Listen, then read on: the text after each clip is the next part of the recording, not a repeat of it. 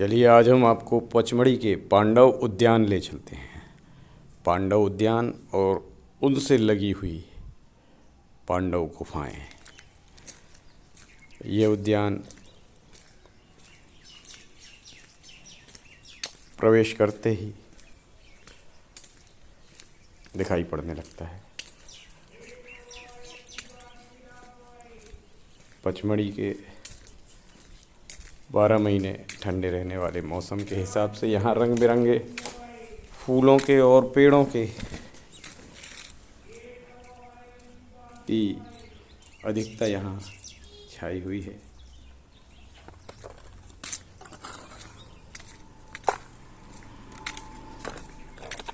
सुबह सुबह हम यहाँ जब सबसे पहले पहुँचे तो यहाँ सफाई व्यवस्था का कार्य चल रहा था। यहाँ के फूलों की झलक और ये यहाँ पर गुलाब की खेती की है। दर्शकों से दूर रखने के लिए उन्हें जाली से बंद करके रखा है। विभिन्न प्रकार के गुलाब के फूल और अन्य फूल यहाँ की शोभा बढ़ाते रहते हैं। सैकड़ों गुलाब के फूल। बच्चों को बगीचे में घूमना अच्छा लगता है, तो सबसे पहले उनकी रुचि के अनुसार ही प्राकृतिक बगीचा बनाया गया है। और बारिश या धूप से बचने के लिए झोपड़ी भी बनी हुई है। और गुलाब का ये फूल बहुत ऊंचाई पर जाकर खिला है, सबसे ऊंचा और सबसे बड़ा भी है। पांडव गुफा के बारे में मध्य प्रदेश सरकार द्वारा कुछ जानकारियाँ लिखी हुई हैं पत्थर पे, और ये है पांडव गुफा। पांडव गुफाएं हैं। ये पर्वत पर 3 मंजिल में है। एक मंजिल पहली वाली ये दिख रही है, दूसरी मंजिल इसके ऊपर है और तीसरी मंजिल पे छत है। छत जो कि बुद्ध को मानने वालों के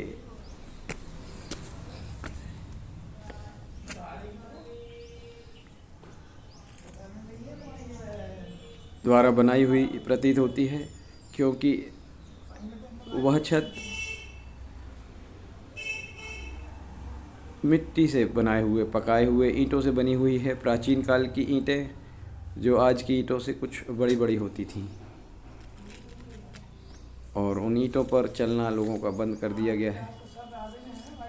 उसे भी चारदीवारी से, लोहे की चारदीवारी से पैक कर दिया गया है। और ये पहली मंजिल के 3 कमरे जो कि बंद हैं ताले से, लोड़ा से फोड़ और ये सिर्फ एक ही पत्थर मार के खोद कर बनाए हुए हैं। एक ही पत्थर पर, एक ही बोल्डर से, चट्टान पर वार कर कर के ये सारी रचनाएं बनाई गई हैं, जिनमें कमरे हैं, पिलर हैं, स्तंभ हैं मतलब, और कोने हैं, और बहुत व्यवस्थित रूप से बनाई गई है। हालांकि सच में उनकी क्या विधि थी बनाने की, क्या उनकी परिस्थिति थी उस समय की, ये तो सब अनजान है, रहस्य के परतों में दबा हुआ है। हाँ, पत्थरों को या छेनियों को चलाने के निशान ज़रूर दिखते हैं। किसी भी प्रकार के पत्थर की छेनी होगी या किसी धातु की होगी, तो उस प्रकार के निशान यहाँ दिखाई पड़ते हैं। और साइड में यहाँ से हम बाजू में जाएंगे तो बाजू में एक चट्टान पर एक छोटा सा कमरा बनाया गया है, जो हम अभी आपको दिखाएंगे, जो पत्थर को खोद कर ही, चट्टान को खोद कर ही बनाया गया है। तो चलिए चलते हैं उस जगह पर जहाँ पर वो कमरा है। ये बाहर का विहंगम दृश्य देखते हुए हम अपनी यात्रा आगे बढ़ाएंगे। एक मंजिल, ये दूसरी मंजिल दिख रही है और ऊपर गोल गुंबद आकार का ईंटों का घेरा बनाया हुआ है। सबसे ऊपर की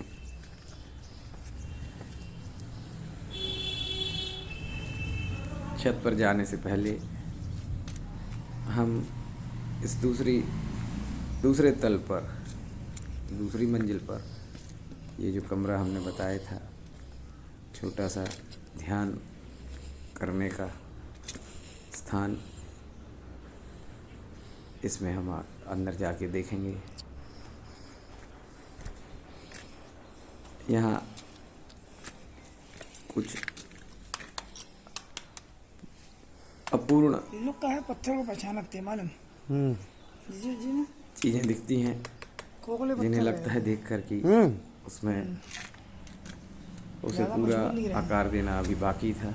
ऐसे ही इस कमरे में भी है, इसको देखकर लगता है कि ये अपूर्ण रह गया है। इसमें चौकोरपन लाना बाकी था, गोलाई थी। इसमें थोड़ा और काम होता तो एक प्लेन कमरा बन जाता, अच्छे से बैठने की जगह बन जाती। फिलहाल यहाँ जगह नहीं थी। अभी हमने इस कमरे का और ये उसी कमरे का थोड़ा सा मुआयना ऊपर किया से था एक अंदर से दृश्य घुस के। ये जिसमें हम अभी पत्थर को प्रवेश काट कर ही किए थे बनाया गया है। और अन्य चढ़ने के पर्यटक हिसाब आते से हुए आंगन और सीढ़ी वगैरह बनी है, पत्थर खोद के ही बनी है। यहाँ कोई सोता होगा। यहाँ सभी रचनाएं पत्थर को खोद लेट कर ही बनाई गई हैं।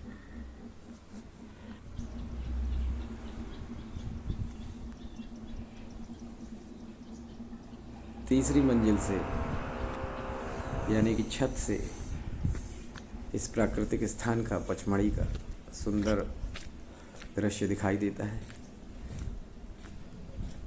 लेकिन मुझसे गलती हुई, मैं दूसरे तल पर हूँ, अभी छत पर नहीं पहुँचा हूँ।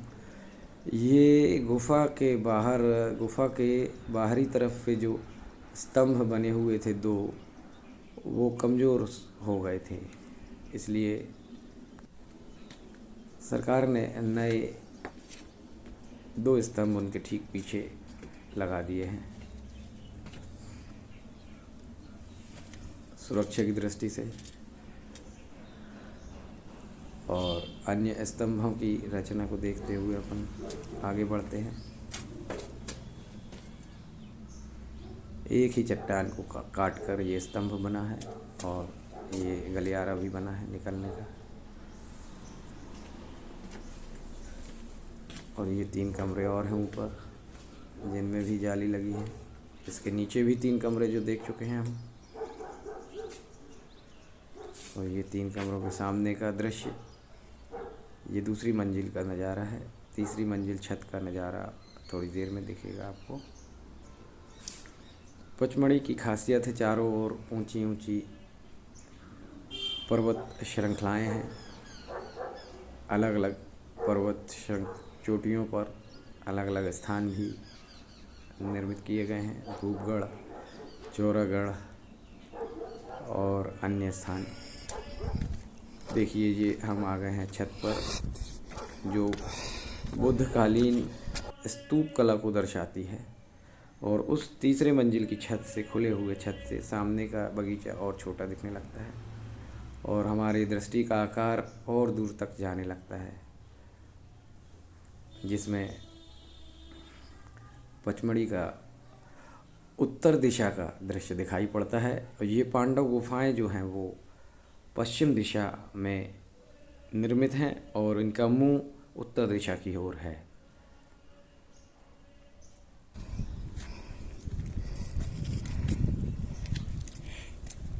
बुद्धकालीन बुद्धिस्ट भिक्षुओं के द्वारा बनाया हुआ कोई स्तूप निर्माण, बुद्ध धर्म को मानने वाले लोगों के द्वारा बनाया हुआ बड़ी बड़ी ये पकी स्तूप हुई का आकार, ईंटें दिखाई पड़ती हैं, जिसमें ये उस समय प्राचीन काल के की ईंट लगे हुए हैं। ईंट बनाने के ज्ञान का अभी हमें अनुभव प्राप्त होता है। कि ईंट बनाने का अनुभव और ज्ञान कितना प्राचीन है भारत देश का। यानी कह सकते हैं कि ये स्थान बुद्धिस्ट था। सिंधु घाटी की सभ्यता में इसी प्रकार की ईंट मिले हैं।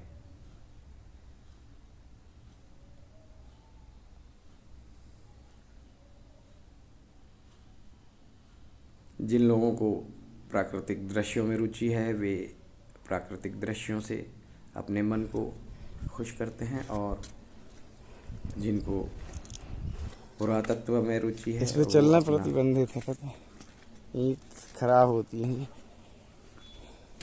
शौक ये उस जमाने की ईंट को हम पुरातत्व छू में रहे दर्शाते हैं। हैं, जैसे ये प्राचीन काल की ईंट।